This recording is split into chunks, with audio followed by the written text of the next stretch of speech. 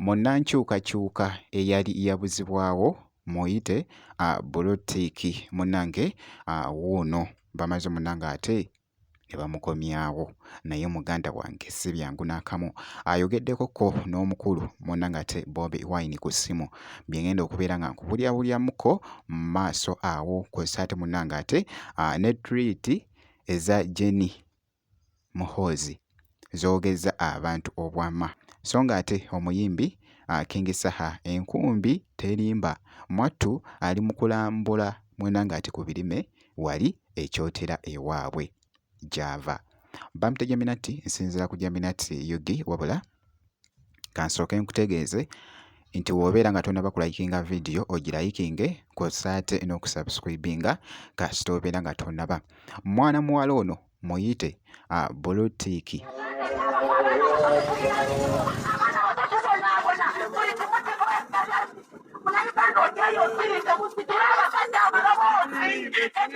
yabuzibwawo era ng'akabanga kabadde munnange ate nga kagenderedde bukyanga yali yabuzibwawo wabula mwana muwala ono azziddwa naye muganda wange embeera gy'alimu yeetaaga kusabira nga bw'ogezaako okulaba ayogeddeko ko n'omukulu munnange ate Bobi Wine ku ssimu.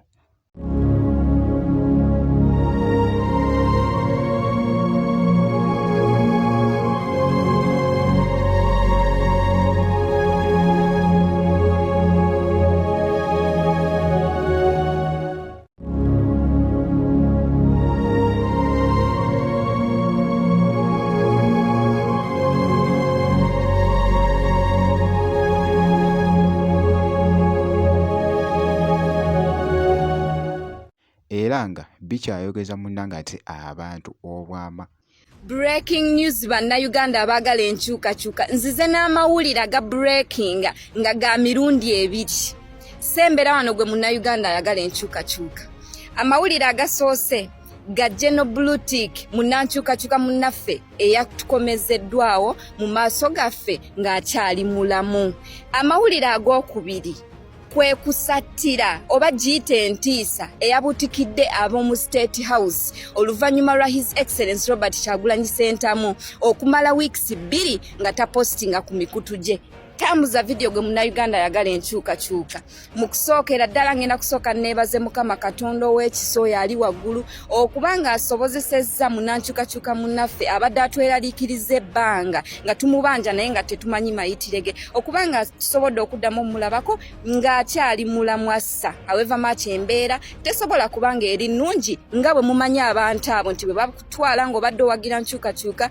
bakukolako effujjo ne bakutokyalingira eyo era mu kusooka ngenda kusooka nkoole bannankyukakyuka bannange tusooke tuyambe munnankyukakyuka munnaffe buli omu kyalina kyasobola okuwaayo asobola okufuna obujjanjabi ate aleme kutuva ku maaso nga bali bannankyukakyuka bannaffe abakyala abo abatuva ku maaso mubajjukira baawambibwa ne batwalibwa ne bakolebwako byonna bye baakolebwako bwe baavaayo bagezaako okusiikinga attensioni yaffe naye tetwasobola kudduukirira mu budde era ekyabaviirako okutuva ku maaso so ngenda basaba tukwatire wamu then entiisa amawulire ag'okubiri nti omukulembeze waffe oluvannyuma lw'okuba nti amaze ebbanga nga talina kyassaayo ku mikutu gye kyeraliikirizanya aba State House ne kibateeka ku bunkenke mwalabye daily drinking officer n'embwa zaabwe ezimu ku mbwa zaabwe nga bwe baavuddeyo ne batweetinga as usual baasose kutuma mbwa yaabwe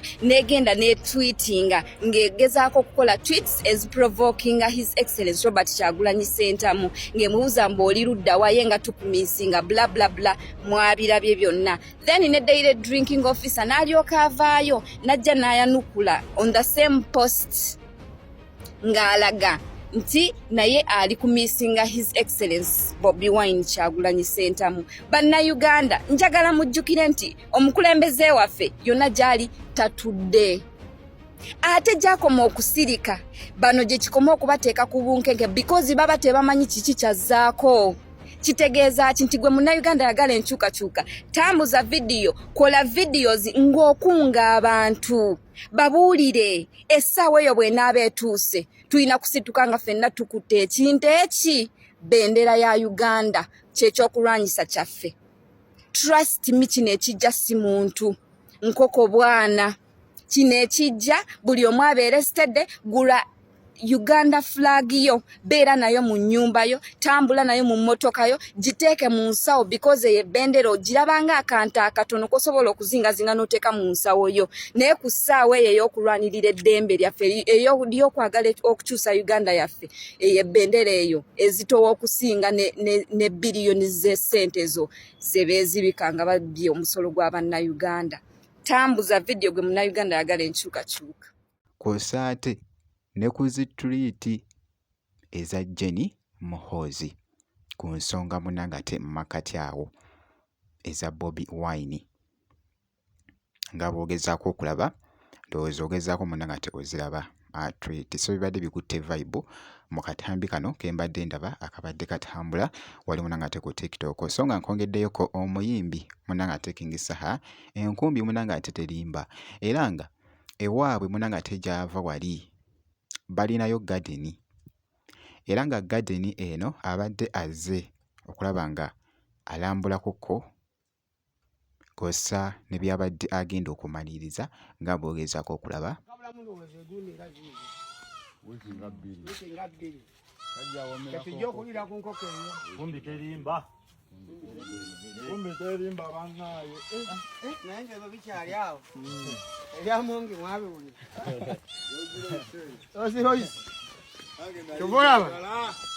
Nawe wali agala Rolls Royce? Nali njagala Rolls Royce eyo. Olina kumala kufuuka sipiika. Oba bagivuga bagize. Olina kumala kufuuka sipiika.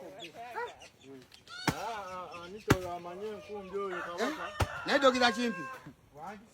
Abasajja baagabibwa minisita baaba. Okimanyi oli omusajja yali abala okubba wali. Ate bamujooni bamuteeka wali watabbika. Simanyi na lwaki tebaataddeyo linnya lyange bannaye. Nadde mbufuna. Dr. Kimpi lwaki bakwadduba finance? Bwajenjero wa minisita gange ne woba akasooli kano inafunamu ku buto obw'okufumbayo obutototo otuyitiramuko bambi. Omuyimbi munnange ate King Saha naye ekibadde mu katambi kubadde kugoyinga craze, era nga bw'ogezaako munnange ate okulaba mu katambi ako omuyimbi munnange ate King Saha, ky'olina okukola kusigala nga osubscribinze. Ebisigadde byonna tujja kubeera nga tukuwa update kasita obeera nga osubscribinze.